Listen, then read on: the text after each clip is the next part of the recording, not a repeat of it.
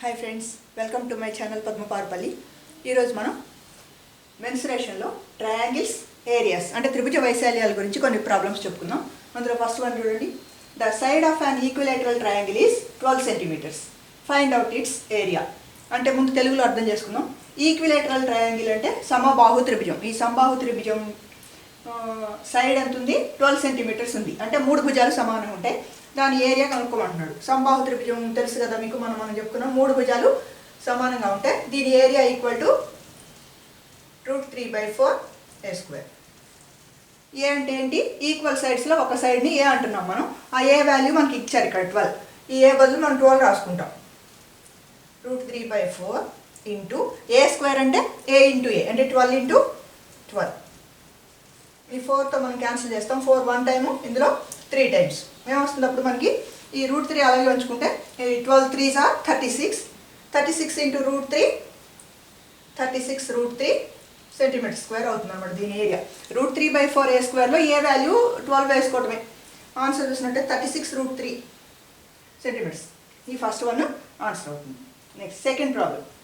Find the area of an isosceles right angle triangle of equal sides 15 centimeters each. లెక్క అర్థం చేసుకున్నాం. Find the area. Area కనుక్కోమంటున్నాడు. దేంది? Isosceles right angle triangle. అంటే isosceles అంటే 2 sides equal ఉంటాయి. Right angle అంటే లంబకోణ త్రిభుజం, అంటే సమద్విబాహు లంబకోణ త్రిభుజం. ఈక్వల్ సైడ్స్ 15 సెంటీమీటర్స్ ఉన్నాయి. గుర్తు తెచ్చుకోండి ఒకసారి. లంబకోణ త్రిభుజంలో రెండు భుజాలు సమానంగా ఉన్నాయి అన్నమాట. ఇలా ఈచ్ సైడ్ 15 సెంటీమీటర్స్ ఉంది. ఇది 15, ఇది 15. దీని ఏరియా కనుక్కోవడానికి ఏమైనా హాఫ్ బిహేవ్ చేసుకుంటాం మామూలుగా. Half into base into height. Base ఇదే బేస్ అవుతుంది, into height 15 equal to 15 50 is 225/2. ఎంత వస్తుంది అప్పుడు మనకి? 112.5 సెంటీమీటర్ స్క్వేర్ అవుతుంది అన్నమాట దీనికి ఆన్సర్. 112.5 సెంటీమీటర్. హాఫ్ బిహెచ్లో బి 15 హెచ్ 15 వేసుకుంటే 112.5 సెంటీమీటర్ స్క్వేర్ అవుతుంది. నెక్స్ట్ థర్డ్ వన్ చూద్దాం.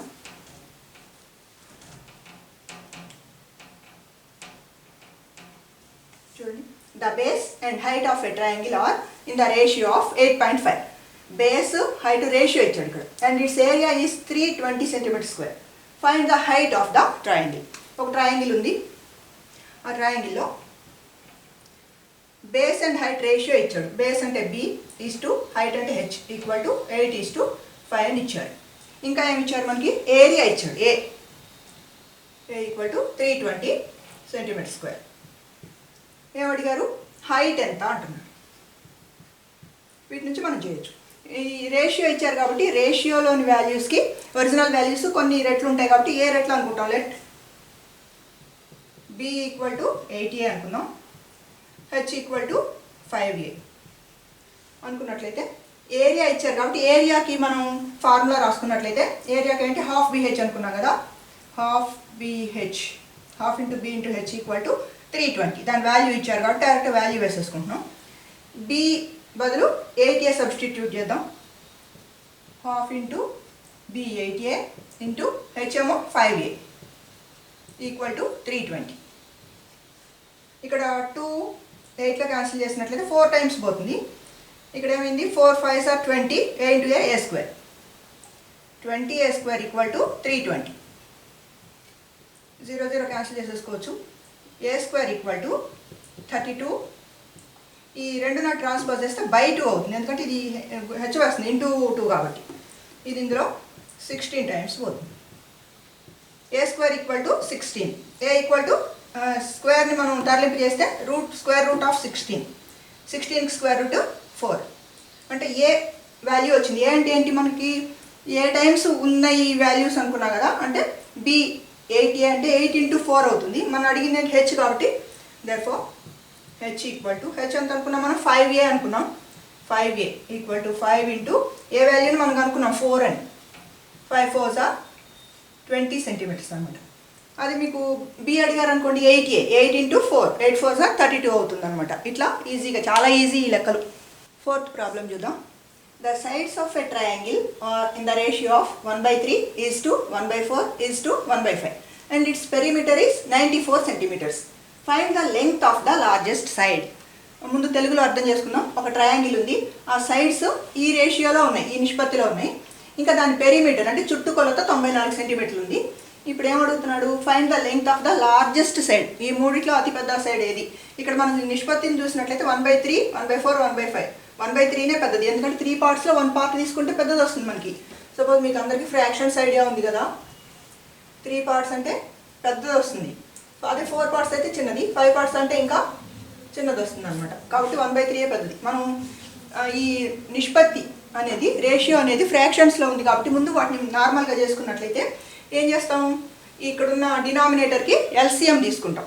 3కి 4కి 5కి ఇందులో మనం ఇలా చేయడానికి ఏం లేదు, కామన్ ఫ్యాక్టర్ ఏం లేదు కాబట్టి ఆ మూడింటిని మల్టిప్లై చేస్తే 60 వస్తుంది అనమాట. కాబట్టి ఆ ఎల్సిఎం 60తో ఒక్కొక్క ఫ్రాక్షన్ని మనం హెచ్చవేస్తాం, మల్టిప్లై చేస్తాం. 1/3 into 60 is to 1/4 into 60 is to 1/5 into 60. ఇది ఇందులో 20 టైమ్స్ పోతుంది, ఇది ఇందులో 15 టైమ్స్, ఇది ఇందులో 12 టైమ్స్ పోతుంది. అంటే ఎంత వస్తుంది ఇప్పుడు మనకు రేషియో? 20:15:12. ఈ రేషియోలో ఉన్నాయన్నమాట. ఫ్రాక్షన్స్లో ఉన్న వాటిని నార్మల్గా మార్చుకున్నాం, మనం ఫ్రాక్షన్స్ పోయేటట్టుగా చేసాం. అంటే ఇవి నిష్పత్తిలో వాల్యూస్ కాబట్టి దీనికి ఏ రేట్లు ఉన్నాయి అనుకున్నట్లయితే ఏమవుతాయి, అవి 20A, 15A, 12A అనుకుంటాం. Sides, let the sides 20A, 15A, 12A అనుకున్నట్లయితే ఏమి ఇచ్చారు మనకి? పెరిమీటర్ ఇచ్చారు. పెరిమీటర్ అంటే చుట్టుకొలత. చుట్టుకొలత అంటే ఏంటి? చుట్టూ ఉండే కొలత అని చెప్పుకున్నాం కదా, A+B+C ఈ మూడు కూడితే వచ్చేదే చుట్టుకొలత. ఇప్పుడు ఈ సైడ్స్ ఇవే కాబట్టి పెరిమీటర్ రాసుకుంటాం. Equal to 20A plus 15A plus 12A equal to మనకి ఇచ్చారు పెరిమీటర్ 94. మనం అనుకున్న సైడ్స్ ప్రకారం ఎంత వస్తుంది? 20 + 15 35, 35 + 12 47, 47A ఈక్వల్ టు 94. ఏ విలువ, ఏ ఎన్ని రెట్లు ఉంది? A equal to 94. ఇది ఇంటూ 47 ఇటు వస్తే బై 47. 47 అంటే 2 టైమ్స్ పోతుంది కదా ఎగ్జాక్ట్గా 2. A ఈక్వల్ టు 2 వచ్చింది. ఇక్కడ మనకి సైడ్స్ తీసుకున్నాం కదా, 20A, 15A, 12A. ఏది పెద్దది? 20Aనే పెద్దది. మనం ఏమడుగుతున్నాడు? Find the length of the largest side. Largest side ఇదే కాబట్టి length of the largest side equal to 20A equal to 20 into A value మనం అనుకున్నాం 2, దట్ ఈక్వల్ టు 40 సెంటీమీటర్స్ అవుతుంది అనమాట. అదే స్మాలెస్ట్ సైడ్ అడిగారు అనుకోండి, 12A అవుతుంది కాబట్టి 12 ఇంటూ 2 తీసుకుంటాం, 24 అవుతుంది అనమాట. ఇలా చేయొచ్చు. ఇది 5th ప్రాబ్లం చూద్దాం. If the numerical value of the perimeter of an equilateral triangle is √3 times of its area, what is the length of each side of the triangle? లెక్క అర్థం చేసుకుందాం. The numerical value of the perimeter, perimeter అంటే చుట్టుకొలత ఎవరిది? అన్ equilateral triangle అంటే సమబాహు త్రిభుజం, 3 భుజాలు సమానంగా ఉండేది. √3 టైమ్స్ ఆఫ్ ఇట్స్ ఏరియా, √3 కాదు, √3 టైమ్స్ ఆఫ్ ఇట్స్ ఏరియా. దాని ఏరియాకి పెరిమీటరు √3 టైమ్స్ ఉంది. ఏమడుగుతున్నారు? What is the length of each side, side ఎంత అని అడుగుతున్నాడు. కొన్ని ఆప్షన్స్ కూడా ఇచ్చారు చూడండి. ఈక్విలేటరల్ ట్రయాంగిల్ ఆల్రెడీ తెలుసు కదా మీకు, ఆల్ సైడ్స్ ఆర్ ఈక్వల్. ఏమి ఇచ్చారు మనకి? √3 టైమ్స్ ఆఫ్ ఇట్స్ ఏరియా ఉంది. Perimeter, perimeter equal to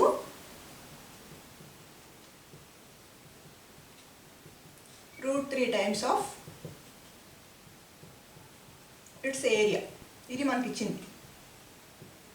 perimeter అలాగే ఏరియా ఏది తెలియదు, సైడ్ తెలియదు. Let side equal to A units అనుకుందాం. మనం ఏ అనుకున్నట్లయితే పెరిమీటర్ ఏమవుతుంది? ఇది ఏ ఏ ఏ ప్లస్ ఏ ప్లస్ ఏ 3A అవుతుంది perimeter. 3A equal to √3 times of it's area అంటే √3తో ఏరియాని మల్టిప్లై చేస్తాం. √3 ఇంటూ ఈక్విలేటరల్ ట్రయాంగిల్ ఏరియాకి మనం ఏమనుకున్నాం ఫార్ములా? √3/4A². ఇదేమవుతుంది? 3A ఈక్వల్ టు √3 ఇంటూ √3 3 అవుతుంది. ఎందుకని ఆల్రెడీ మీకు తెలుసు, √3 ఇంటూ √3 హోల్ స్క్వేర్. ఈ స్క్వేర్ రూట్ క్యాన్సిల్ అయితే 3 వస్తుంది మనకి. లేదా √3 ఇంటూ √3 అంటే √9 అవుతుంది. √9 అయినా 3A. ఎలా తీసుకున్నా? √3 ఇంటూ √3 3/4A². ఇక్కడ అటు ఇటు ఈక్వల్ క్వాంటిటీస్ క్యాన్సిల్ చేసినట్లయితే 3 ఇందులో 1 టైం, ఇందులో 1 టైం, ఇక్కడ ఏ స్క్వేర్ అంటే ఏ ఇంటూ ఏ అంటే 2 A's ఉన్నాయి ఇక్కడ. ఈ ఏని ఈ స్క్వేర్తో క్యాన్సిల్ చేస్తే ఏ మిగిలింది ఇక్కడ 1 ఈక్వల్ టు 1/4 ఏ. అంటే ఈ ఏ మనకు కావాలి కాబట్టి 1 ఈక్వల్ టు 1/4 ఏ అన్న 1/4 ఏ ఈక్వల్ టు 1 అన్న ఒకటే. ఇప్పుడు ఏ కనుక్కోవాలంటే ఏ ఈక్వల్ టు 1 ఇంటూ 4/1. ఈ 4 నటు తరలిస్తే ఇంటూ 4 అవుతుంది ఈక్వల్ టు 4. ఏ ఉంది అని అనుకున్నాం మనం, లెట్ సైడ్ ఏ అనుకున్నాం. సో సైడ్ వాల్యూ వచ్చింది, therefore side equal to 4 units. మనకి ఇచ్చిన ఆన్సర్స్లో ఇది కరెక్ట్ ఆప్షన్ అవుతుంది అనమాట.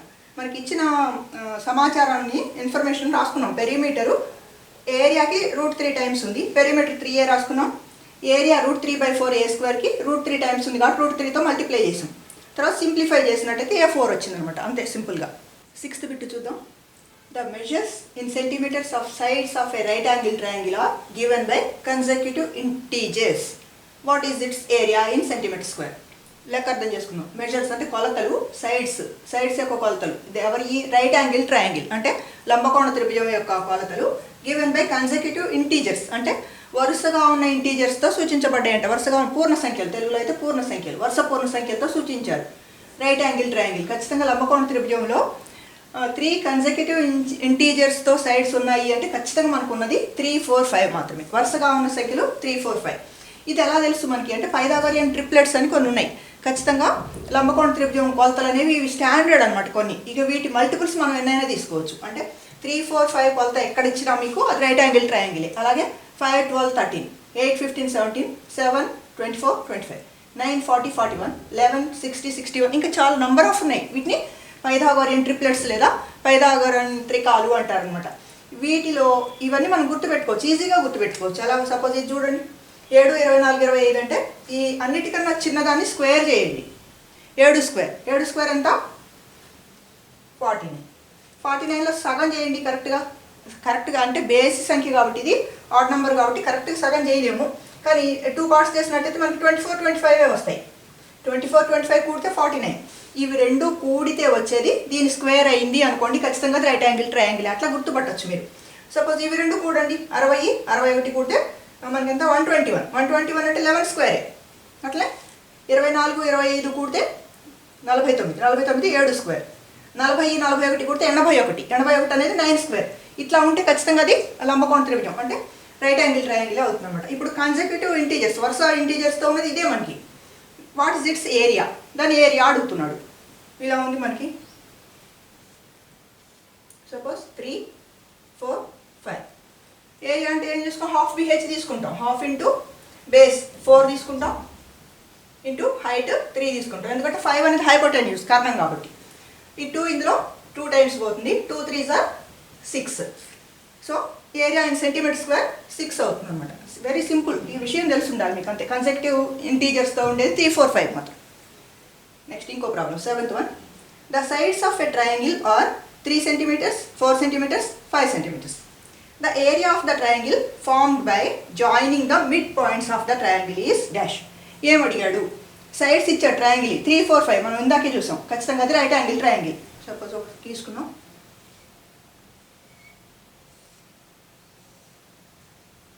3, 4, 5 ఏమడుగుతున్నాడు? The area of the triangle. ఒక ట్రయాంగిల్ ఏరియా అడుగుతున్నాడు. ఎప్పుడు అది? Formed by joining the mid points of the triangle. ఈ సైడ్స్ యొక్క మిడ్ పాయింట్స్ని జాయిన్ చేసినట్లయితే మనకు ఇంకొక ట్రయాంగిల్ వస్తుంది. దీని ఏరియా అడుగుతున్నాడు మనం. ఎలా తెలుస్తుంది? ఇప్పుడు ఎనీ ట్రయాంగిల్ మనం తీసుకున్నట్లయితే మీరు ఏదైనా తీసుకోండి, ఏ టైప్ ఆఫ్ ట్రయాంగిల్ తీసుకున్నా ఈ 3 సైడ్స్ యొక్క మిడ్ పాయింట్స్ని జాయిన్ చేస్తే ఒక ట్రయాంగిల్ వస్తుంది మనకి. అప్పుడు మొత్తం 1, 2, 3, 4 ట్రయాంగిల్స్ అవుతుంది ఈ ట్రయాంగిల్. ఈ 4 ట్రయాంగిల్స్ ఈక్వల్ ఏరియాని కలిగి ఉంటాయి.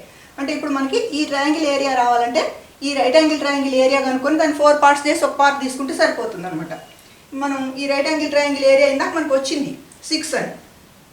హాఫ్ BH చేసుకుంటే half into base 4 into height 3 తీసుకుంటే ఇది ఇందులో 2 టైమ్స్ చేస్తే 6 వచ్చింది కదా.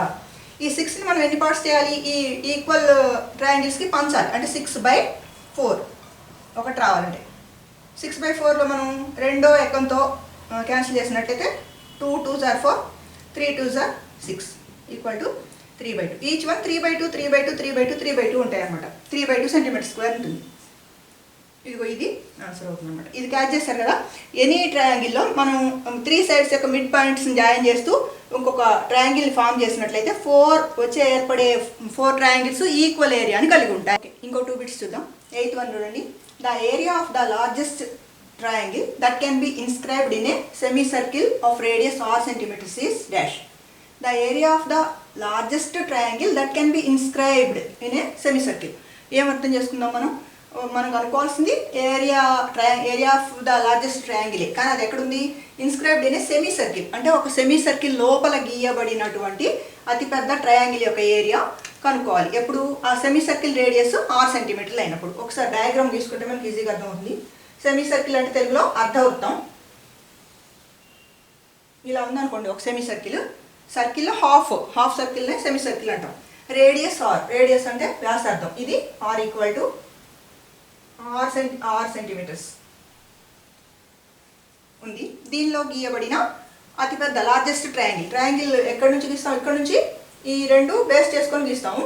గీసినప్పుడు ఏమవుతుంది? మనకి ఈ మిడ్ పాయింట్కి స్ట్రైట్గా ఇక్కడ ఒక పాయింట్ ఊహించుకొని ఇట్లా గీస్తేనే మనకి లార్జెస్ట్ ట్రయాంగిల్ వస్తుంది అనమాట. ఇది లార్జెస్ట్ ట్రయాంగిల్. దీని ఏరియా కనుక్కోవాలి.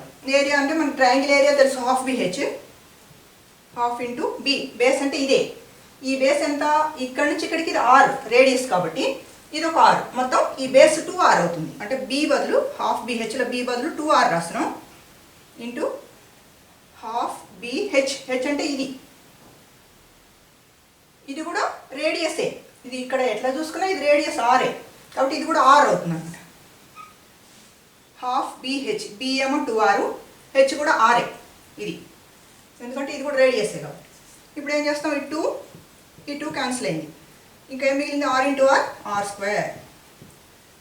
ఒక సెమీ సర్కిల్ 6 వ్యాసార్థం ఉన్న ఒక అర్ధవృత్తంలో గీయబడిన అతిపెద్ద త్రిభుజం యొక్క వైశాల్యం r² యూనిట్స్ అవుతుంది అనమాట. ఆన్సర్ చూస్తే ఇక్కడ 2r కాదు, r² cm². ఇది ఆన్సర్ అవుతుంది అనమాట.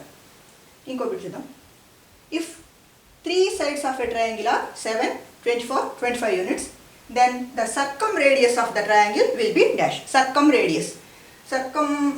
సర్కిల్ గురించి గుర్తుంది కదా. ముందు ఒక ట్రయాంగిల్ సైడ్స్ ఇచ్చాడు 7, 24, 25. ఇక్కడ చూడగానే మీకు అర్థమైంది 24, 25 కూడితే 49 వస్తుంది. 49 అంటే 7² కాబట్టి ఇది రైట్ యాంగిల్ ట్రయాంగిల్. ఇట్లా నేను కొలతల ప్రకారం గీయట్లేదు, రఫ్ డయాగ్రామ్ ఇది. సపోజ్ 25 అనేది హైపోటెన్యూస్ అంటే కర్ణం కాబట్టి ఇది 25, ఇది 24 అనుకున్నాం, ఇది 7 అనుకోండి. ఇప్పుడు సర్కమ్ రేడియస్ అంటే ఏం చెప్పుకున్నాం మనం? పరివృత్తం. సర్కమ్ సర్కిల్ అంటే ఈ 3 వర్టిసెస్ని టచ్ చేస్తూ గీసిన దాన్ని, sorry it's not so good, okay. దీని సెంటర్ని మనం సర్కమ్ సెంటర్ అంటారు అనుకున్నాం. ఈ సర్కమ్ సెంటర్ నుంచి ఏదైనా ఒక పాయింట్ వరకు ఉన్న దూరాన్ని సర్కమ్ రేడియస్ అంటాం. సర్కమ్ రేడియస్ని మామూలుగా క్యాపిటల్ ఆర్తో సూచిస్తారు. అయితే ఈ సర్కమ్ సెంటర్ ఎక్కడ ఉంటుందని చెప్పుకున్నాము? ఈ రైట్ యాంగిల్ ట్రయాంగిల్లో హైపోటెన్యూస్ యొక్క సెంటర్ పాయింట్, మిడ్ పాయింట్ అవుతుంది అని చెప్పుకున్నాం. హైపోటెన్యూస్ 25 ఉంది ఇక్కడ. ఎందుకని? లంబకోణ త్రిభుజం 3 భుజాలు ఇచ్చినప్పుడు అన్నిటికన్నా పెద్దదే హైపోటెన్యూస్ అవుతుంది కాబట్టి ఇది 25 సెంటీమీటర్స్ ఉంది. దాని మిడ్ పాయింట్ ఎక్కడ ఉంటుంది? దీనిలో సగం అంటే క్యాపిటల్ R అంటే ఏంటి?